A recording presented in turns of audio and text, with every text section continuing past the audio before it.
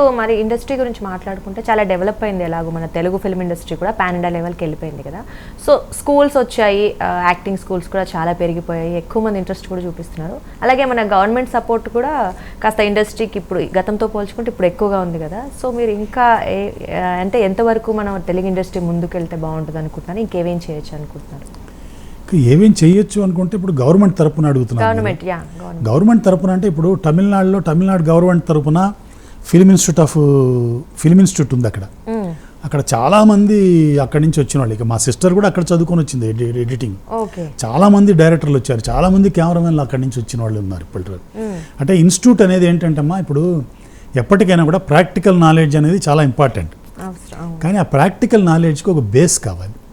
ఇప్పుడు నేనంటే మా నాన్నగారితో చిన్నప్పటి నుంచి తిరిగాను కాబట్టి ఆ బేస్ అలా వచ్చింది. తర్వాత నేను ప్రాక్టికల్గా కొంతమందికి అసిస్టెంట్లుగా చేసి నేను నేర్చుకున్నాను.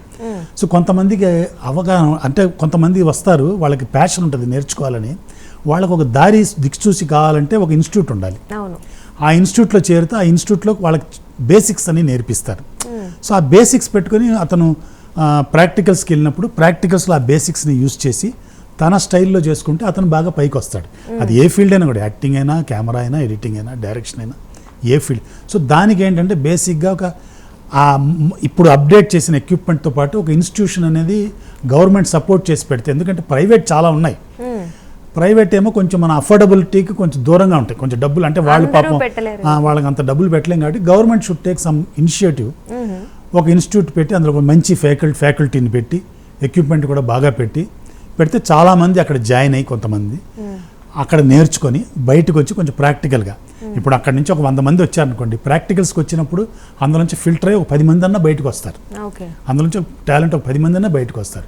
అలాగే ఇప్పుడు పూనా ఫిల్మ్ ఇన్స్టిట్యూట్ ఉంది, అది కూడా అలాంటిదే కదా. పూనా ఫిల్మ్ ఇన్స్టిట్యూట్ నుంచి వచ్చిన వాళ్ళు చాలా పెద్ద వాళ్ళు ఉన్నారు, చాలా పెద్ద వాళ్ళు అక్కడి నుంచి వచ్చారు. అలాగే తమిళనాడు నుంచి వచ్చారు. మన ఆంధ్రప్రదేశ్, తెలంగాణలో కూడా అలాంటి ఏదైనా ఇన్స్టిట్యూట్లు పెట్టి ఎంకరేజ్ చేస్తే చాలా బాగుంటుంది. నాణ్యత కూడా ఇంకా బాగుంటుంది, నైపుణ్యము, నాణ్యత at the same time affordable కూడా. అందరికీ అఫోర్డబిలిటీ ఉంటుంది కదా. ఇప్పుడు గవర్నమెంట్ అనగానే ఇప్పుడు బయట 1000 రూపాయలు తీసుకుంటే వాళ్ళు 100 రూపాయలకి అఫోర్డ్ చేస్తారు. సో అది కూడా ఎక్కువ మందికి అవకాశం ఉంటుంది నేర్చుకోవడానికి. తర్వాత ఏంటంటే ఒక ఇది ఉంటుంది, స్టాంప్, ISI మార్క్ లాగా గవర్నమెంట్ ఇన్స్టిట్యూట్ నుండి వచ్చారంటే అదొక స్టాంప్ ఉంటుంది. అవును సార్. సో అంత ఈజీగా ఎవరు ముందుకు రాలేరు కాబట్టి డెఫినెట్లీ ఒక కాన్ఫిడెన్స్ అయితే ఉంటుంది వాళ్ళకి.